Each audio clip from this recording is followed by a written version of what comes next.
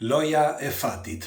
Një burr kapi një lingot floriri në lojën e fatit, e nxori prej andej, por ajo që ndodhi më vonë është vërtet absurde. Ndiqeni me kujdes. Përpara se ta filloj, doja t'ju pyesja juve. Kush prej jush ka fituar në lojrat e fatit dhe sa keni fituar? Ndiqeni me kujdes këtë, sepse ky informacion jam i bindur që do t'ju vyej shumë. Do kuptoni shumë gjëra. Si gjithmonë, kush është rastisht, nëse nuk e keni bërë ende, lidhuni me këtë faqe që të shihemi sërish, dhe faleminderit që jemi për bashkë. Në Mumbai, në Indi, kanë vendosur një lingot floriri. Lingoti i arit u bë për herë të parë në Angli, me një fjalë ishte gjatë një testi që u bë në një muze. Dhe që nga ai moment filluan që ta vidhin dhe të tjerët, e bën edhe në Kinë para ca kohësh. Madje edhe në Evropë, mos gaboj, në Francë kanë bërë edhe një herë. Çfarë konsiston kjo loja? Nuk është një lojë fati, por është një lojë që sjell miliona euro. Dhe tani po ju them se ku qëndron truku. Dëgjojeni. I keni parë ato lojrat kur është një kuti prej xhami dhe ka një brim të vogël kutia, ti fut dorën aty me një dorë, jo me tjetër, mos ta ndihmosh me dorën tjetër, ti nëse e merr, sepse është një lingot floriri brenda, nëse ti e merr lingotën e floririt, me një fjalë është yti. Merr lingotin e floririt që është mund të jetë $120,000. Dhe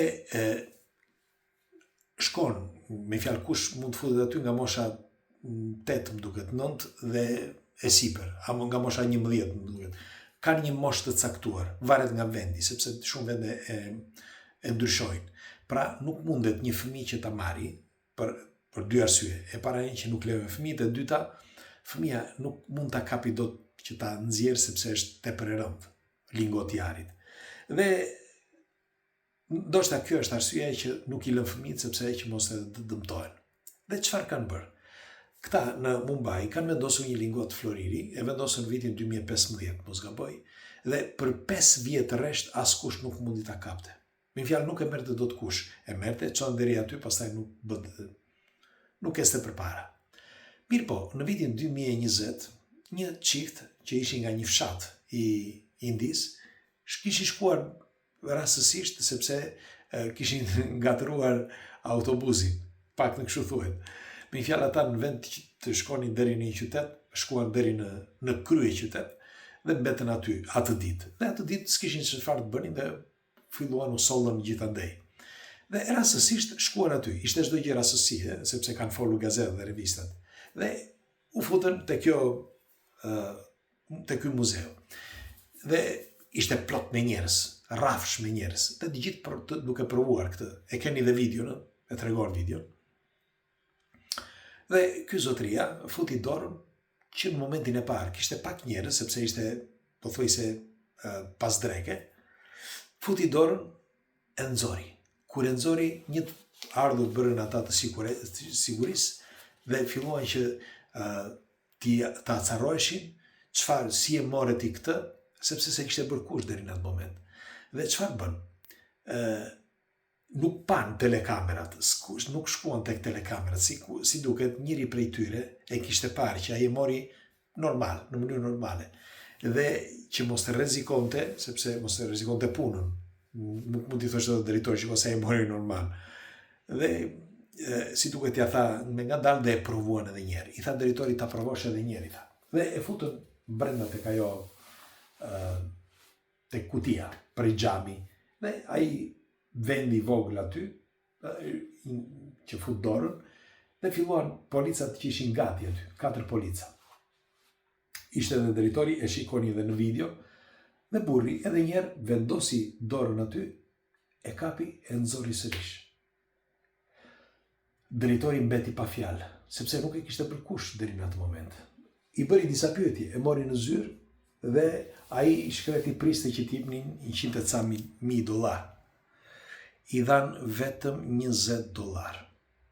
$20 vetëm për të marrë autobusin që të kthehesh tek fshati, qyteti ku kishte ndërmend që të shkonte. Asgjë më tepër. Se aq kushtonte për atë dhe për bashkëshorten e tij. Bashkëshorten e tij ishin së bashku këta, gëzonte sepse tha do na japin $100,000.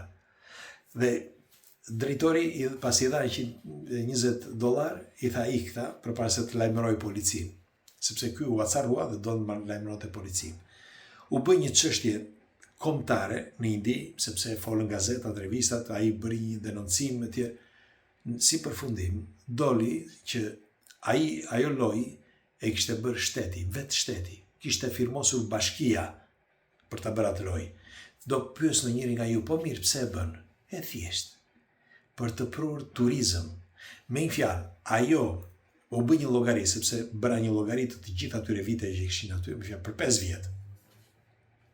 Bëra një llogari se sa njerëz kishin kaluar, sepse bëra në bazë të llogarisë të njerëzve që kishin kaluar. Njerëzit që kanë kaluar, sa kanë konsumuar, nëse kanë paguar, nëse është me pagesë, ka një minimal të vogël ajo hyrja, dhe kohëzgjatja që rinë aty, sepse ka dhe ndikon kohëzgjatja. Merreni me mend, mund të kenë fituar mbi $1,5 milion. T'ja u them sërish, $1,5 milion. Tani, lexova diçka tjetër që mbeta pa fjalë. Ai vend, pra ai kapanon, çfarë ishte aty, ishte një muze që nuk përdorej fare. Ishte shkatëruar pothuajse totalisht. Nuk shkonte kush. Me fjalë kishin 2 vjet që nuk shkonte kush sepse kishte vajtur ai myku dhe pluhuri 1 metër. Dhe nuk futej njeri. Dhe çfarë ndodhi? Një i bashkisë, si quhet, një konsilier, nuk e di si quhet, konsilier bashkie, kishte shkuar rastësisht në Angli dhe kishte parë këtë lingotin e arit në atë muzeu, që u bë për pak ditë. Dhe ai u kujtua dhe tha, dua ta bëj dhe unë. Dhe kështu që ja tha kryetarit të bashkisë dhe kështu e bën. Kryetari i bashkisë e dha urdhrin nëpërmjet një shoqate që ishte aty, dhe ata si përfundim e vendosën pra aty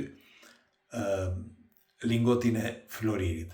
Dhe në fund të fundit, ai lingot Floriri nuk është, thuhet, nuk është i saktë, sepse është gjysma, me fjalë, brenda për brenda është hekur, vetëm pjesa e sipërme është e larë me flori, por sidoqoftë, edhe po t'ishte kështu, prap se prap, ai që fitoi atë ditë, pra ai burri që fitoi 2 herë, i dhan vetëm $20.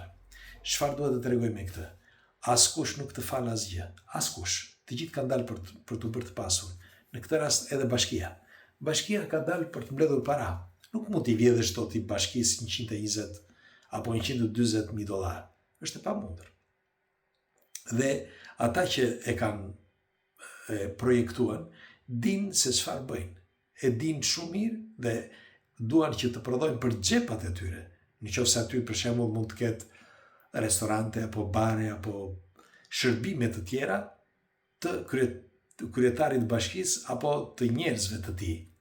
Nëse shikoni, me fjalë, nëse gjurmoni të kujt janë ato aktivitete, do kuptoni i kujt është projekti. Pra, me pak fjalë, askush nuk fal asgjë. Kështu që lojrat e fatit, çfarë janë? Asgjë. Nëse mund të fitosh në një gjë të vogël, dakord, por nëse fiton gjëra të mëdha, padyshim të heqin qafe ose të ndalojnë aty ku je. Ju çfarë mendimi keni? Dhe sa për jush ka lozur dhe a keni fituar? Natë.